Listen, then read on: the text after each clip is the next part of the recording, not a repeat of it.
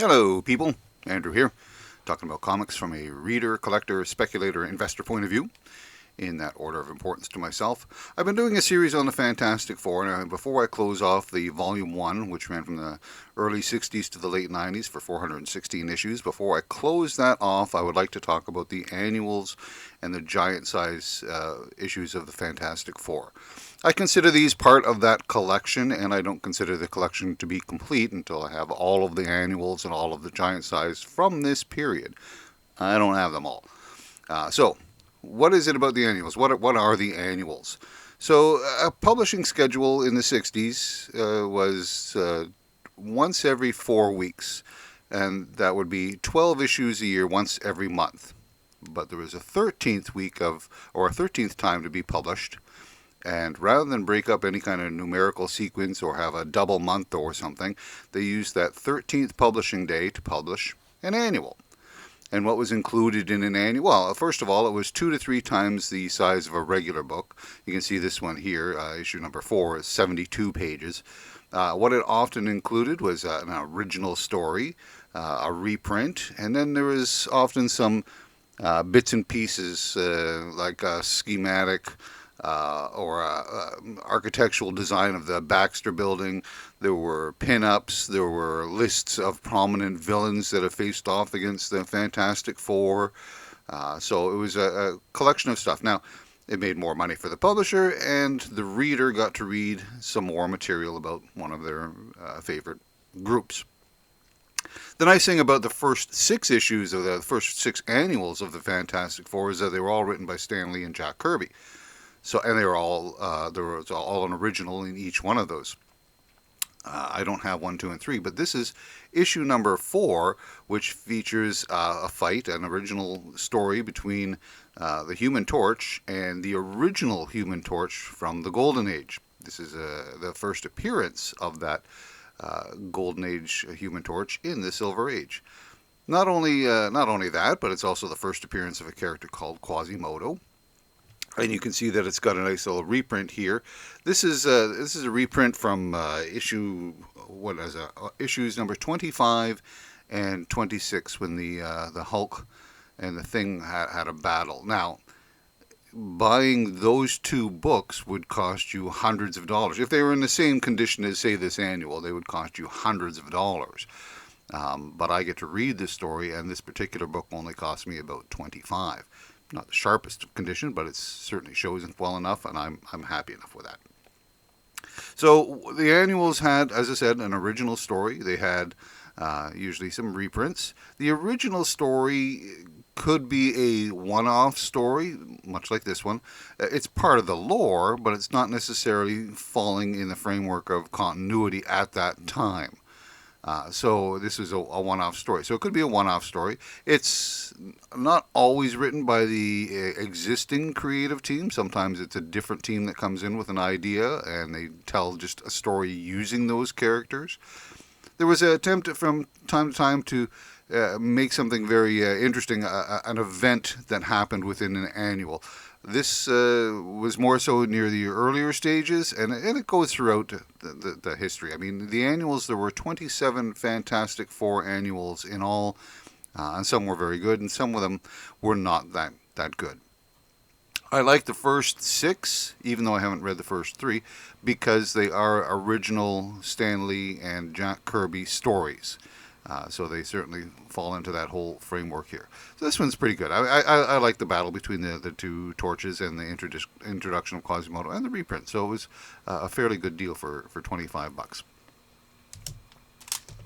Some of the annuals actually turn into somewhat of a key. And this is Fantastic Four Annual number 6, the first appearance of Annihilus, and also the first appearance of Franklin Richards. It was a great story. I really like this story. Out of all the annuals that I'm going to show you, this is probably the one that I like the best. And it's not just because it's the key, and not just because it's the most expensive.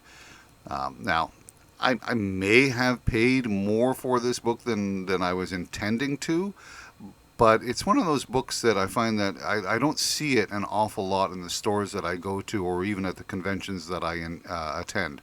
I have a feeling that some of the dealers, when they get a copy of a book like this, they're holding on to it on the hopes that Annihilus will become something a little bit more, or Franklin Richards will become something a little bit more, and they can start selling this book at a higher rate. So I was happy to get it. I'm a Fantastic Four collector. I will pay a little bit extra to get a Fantastic Four book that I need for my collection. This is a key issue. It was hard to find.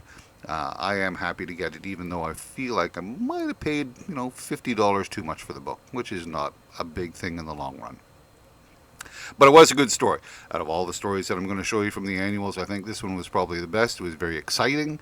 Sue's got some problems. She's trying to give birth to, obviously, Franklin Richards, and the rest of the team has to journey to the negative zone to find somewhat of a cure because she's having some difficulties, and they run into Annihilus.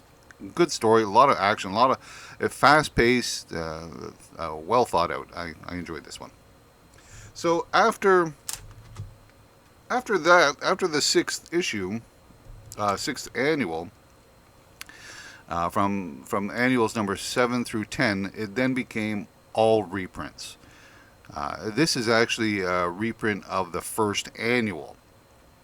And it was fun to read because I haven't read the first annual, and I'll still get the first annual, even though I have the full story right here.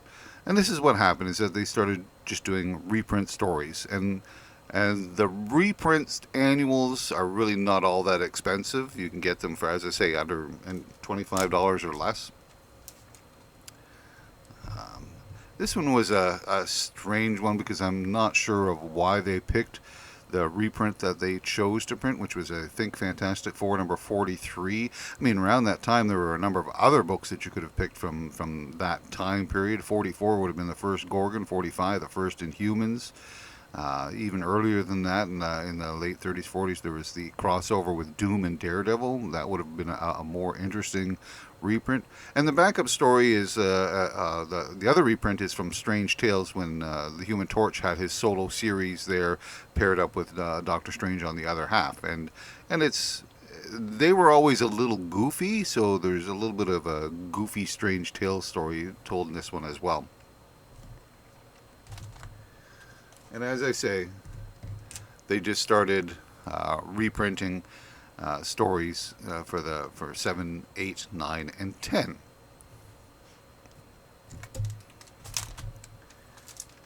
And oh wait, now we're at the giant size. What happened here?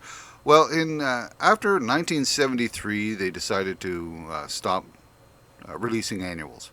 And instead, they were going to go to this quarterly book called Giant Size. Originally, there was 2 Giant Size books. There was going to be Giant Size Superstars. Giant Size Superstars and Giant Size Chillers. Now, Giant Size Superstars, the first book, featured the Fantastic Four. I don't have that one yet, but it's on the list. So Giant Size Superstars features the Fantastic Four, and Giant Size Chillers featured Dracula. The idea was with these quarterly books is that every quarter they would release another Giant Size, but it would have a different character. So Giant Size Superstars was supposed to have Spider-Man for the next one, and Giant Size Chillers was supposed to have Werewolf by Night. Well, when they come to releasing the next series, they decide, no, we're just going to continue on with the Fantastic Four as the Fantastic Four, Giant Size number 2, although they did release a Giant Size Superheroes, which featured Spider-Man, and the Giant Size Creatures, which featured the werewolf. And then they sort of went to everybody getting their own Giant Size book. There was no rotating cast of characters. There was just, you got a Giant Size Fantastic Four, a Giant Size Avengers, a Giant Size Spider-Man, which actually turned into more of a Giant Size Marvel team-up featuring Spider-Man. And this one, and of course the most famous of all the Giant Size was the Giant Size X-Men number 1, which again, holding back to that idea of the annuals where there was something important going on. And in that case, it was the launch of the new X-Men, where we saw the Nightcrawler, Storm, Colossus, Thunderbird make their first appearance. It is the most expensive Giant Size Bronze Age Giant Size book there is right now. I do not have a copy of that. So, Giant Size Fantastic Four number 2, and again, there is an original story here. They go back in time, and I'm not I think I mentioned this before. When it comes down to time travel, if it's done lighthearted, I'm okay with it. I find it kind of fun. But it's when it tries to get a little bit too heavy and too serious, I think it loses me because I don't think the repercussions hold over well year after year. There had to be some repercussions, and there is none. And if it's a story for fun, then I'm a little bit more okay with that.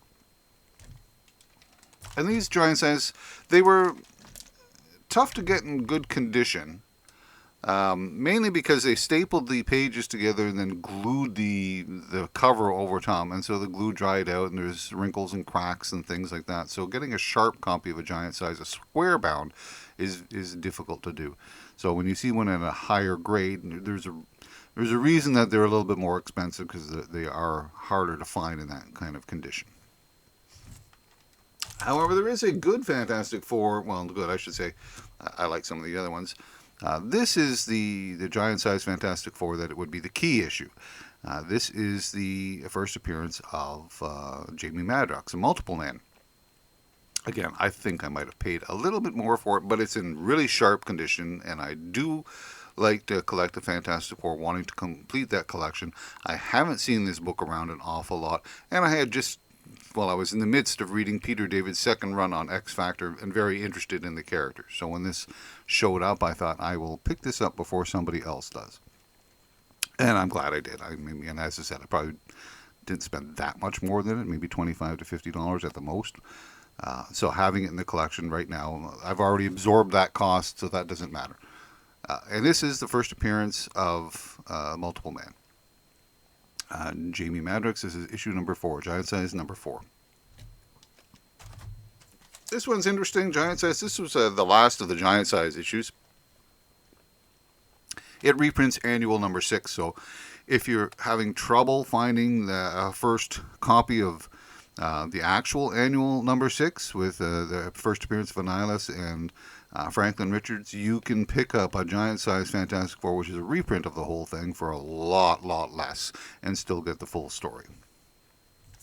So after 1975, guess what? They returned to the annuals. That was it for the giant size. We're done there. The later issues of the giant size from some of the characters that hadn't been introduced back in the original launch in 74, there was Captain America, Daredevil, Iron Man. A lot of those books are nothing but reprints, and that only lasted one, maybe 2 issues. There were, as I said, earlier there was some things going on. As I said, Giant Size X-Men number 1 launch of a new team, Giant Size Invaders number 1 launch of a new team, Giant Size Supervillain Team Up, the first of that particular series. So there were things happening there, but then, as I said, it drifted into the reprints. But in 1976, they started doing annuals again, and they launched off with discontinued the numbering. So this would be issue number 11. And this is one of those fun time travel. Don't take it too serious. If you think about it in any kind of logical sense of things that have happened, and yeah, it wouldn't make a ton of sense. The idea is just a little bit of fun. Here we have the Fantastic Four going back in time to team up with the invaders and fight some Nazis. What more do you want? So, a little bit of fun. And again, a lot of these stories, this is an event. This is, a meeting of these two teams in a weird sort of way. Sometimes there's new characters introduced. A lot of one and done stories, and as I say, they're often by, as we go further along, they're often by different creative teams. Not always, but they do different creative. It's a filler issue that they had, something from their inventory. Somebody had an idea. They did lose some of their luster, and as you go further and further along, many of the annuals they're not nearly as good as the stories surrounding them from the regular run, and it's this one is again the Fantastic Four with the Inhumans. I've read better Inhuman stories and better Fantastic Four stories. Again, the same thing happening here. We got the Mole Man, another story. It is all new, but it's a one and done filler type of story. I don't like the cover of this at all, but you're supposed to be concerned about poor Franklin. And look, the whole team's down and he's the only one left standing. Not interested. This one, okay, so you're looking at Steve Ditko's artwork. I mean, you can recognize his artwork here, and he has this character called Dragon Lord. This is unfortunately very poorly drawn. I like Steve Ditko's early stuff from the 60s. This is early 80s. I'm not sure what was going through his head. If he was just, if somebody said, you haven't done much work, maybe you need some money. Are you truly interested in doing this particular Fantastic Four story? But it's really not his sharpest material at all. And if this was your first introduction to Steve Ditko and you'd heard all these wonderful things about him from the Spider-Man and the Doctor Strange, you'd say, "What are you people talking about?" Because it's really scarce as far as the line work is concerned, any kind of details. It doesn't have any of the charm of his earlier material from the 60s, and the story is incredibly weak. It's a really bad story as well. So don't let this be your first Steve Ditko book, because it's not very good.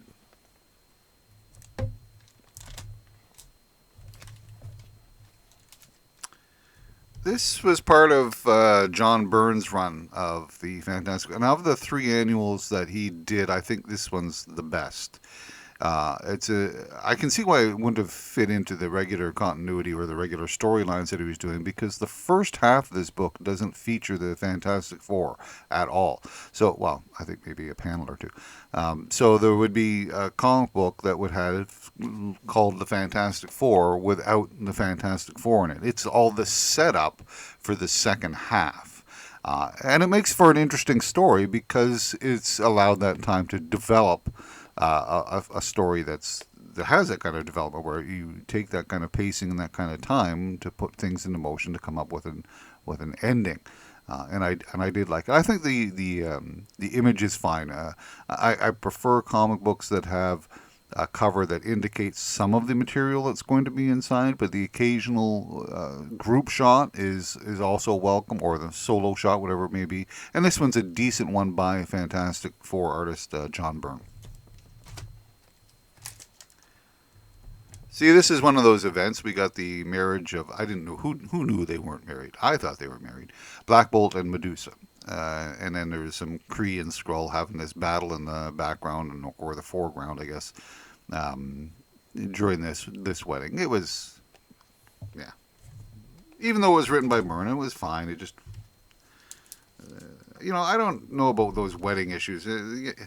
I guess it's supposed to mean something. It's supposed to be, wow, it's a wedding issue, and they spend all the time about, oh, look at the artist gets to design a gown, and I guess the writer gets to have some say about how he feels about weddings, or about, different matchups and how people might react to certain things. But I do find that wedding issues are dull.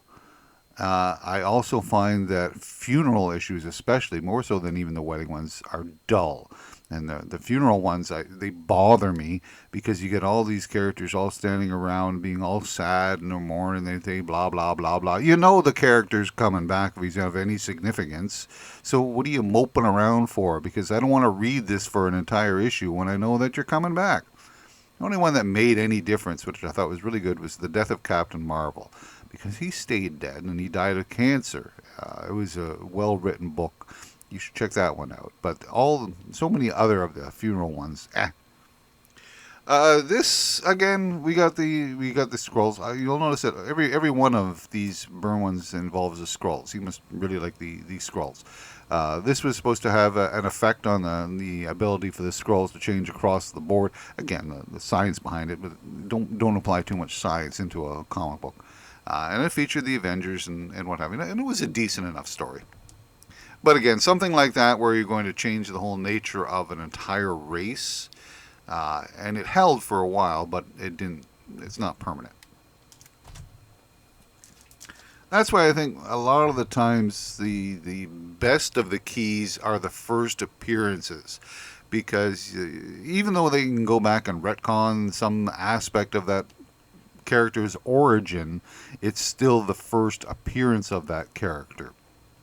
When you get to a death or a marriage or a significant event, they can these items can be rescinded.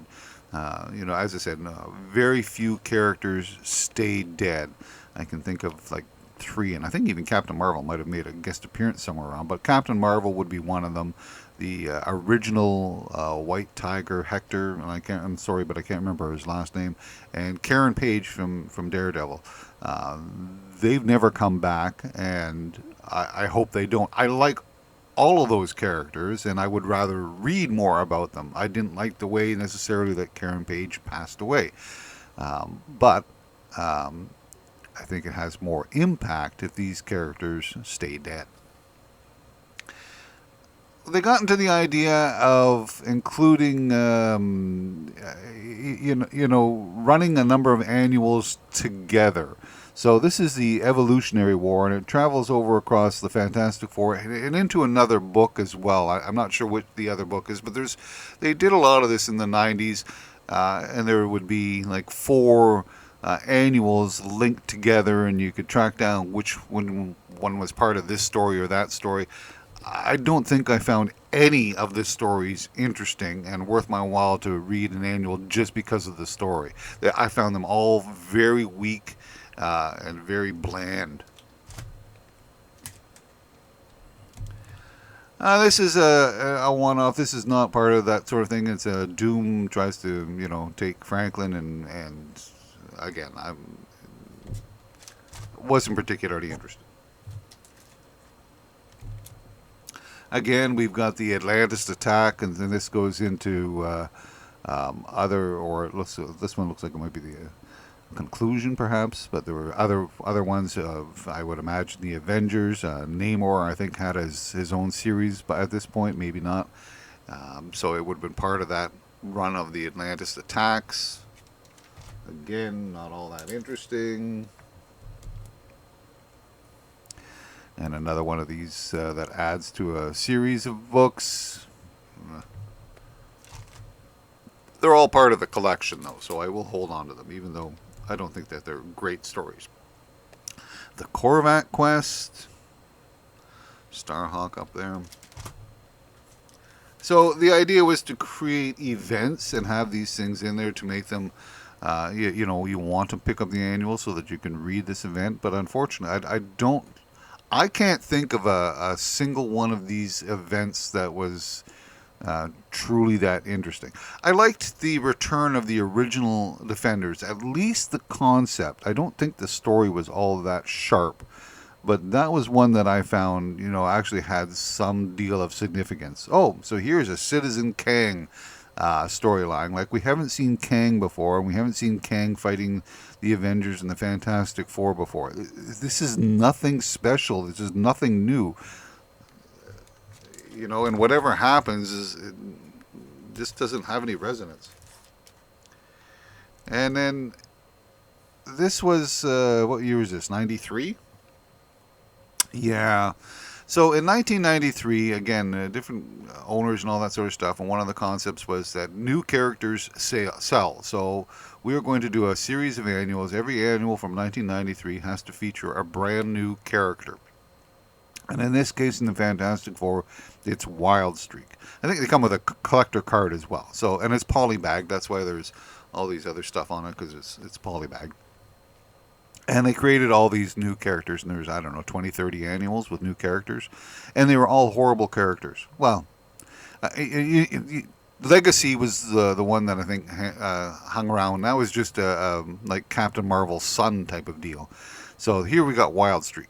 I don't think I've seen these characters anywhere else. The thing is that when it came down to the creators creating these new characters, Image was out and about at this point in time, and they gave you creator-owned rights to characters. So if you were a writer and you had a good character, which you considered a good character, a thoughtful concept, something different, something striking, you wouldn't put it here. You'd lose all the rights to it. So it's why would I use my best material for a different company? So a lot of these characters were just really, really bad. I don't even sure exactly what Wild Streak's power. Does she move fast and punch things? Okay, well, we've got that. There was in some of the other ones I read, they were just assassins and with a fancy name. You can make a villain or hero very easily. I was thinking about this. I do play Dungeons and Dragons, and there's a whole spell list there. You have different spells. You can take any one of those spells and turn it into a power, and you've got yourself a new superhero or supervillain. And I just randomly picked one off the top of my head. I said, "What about the knock spell?" And the knock spell just allows you to, open a door that's been locked, or a treasure chest. If you don't have the key, you can use your knock spell and gain access to this thing. So right there, you got a character who can get in and out of anywhere. You throw in some ninja skill ability, because every character has some ninja skill ability. A little bit of strength, because everybody that's a superpower has more strength and plot armor than the average person. And you've got yourself a new character. You can call them, I don't know, whatever you want to call them. So the characters in this particular run were not all that exciting. I still have a few of these to go to complete all of the annuals in the giant size, and they're not going to cost me a ton of money. The number one annual in good shape would probably cost me the most of the bunch that I still have left to collect. So as far as collecting, yeah, I mean, it's spread all over the place. This is for your Fantastic Four collection. As I say, there are other characters that show up. There's Doom. There's the Avengers are often guest stars in here, and the Inhumans, so you can collect it for that reason. There's the John Byrne run if you want to make sure that your John Byrne Fantastic Four run is complete. There's the 3 annuals that he did there. As far as speculation and investment, the best book, of course, would be Fantastic Four Annual number 6 with Annihilus and the Birth of Franklin Richards. See if you can get yourself a copy of that. I don't know what you're going to have to pay for it, but if you can get one at a decent price and you're willing to pay for it, that one has potential. And I think that the giant size number 4 with the first appearance of Multiple Man, I like Multiple Man, and I like that. So maybe I'm just a little bit more biased towards it. He's not a premier hero, but that is his first appearance, and he's been in hundreds of books. So there's some merit to that. And that's what I have to say about the annuals and the giant size of the Fantastic Four Volume 1. When next I talk about the Fantastic Four, we're going to go jump ahead to volume number 3. So thanks for listening, people, and we'll talk again soon.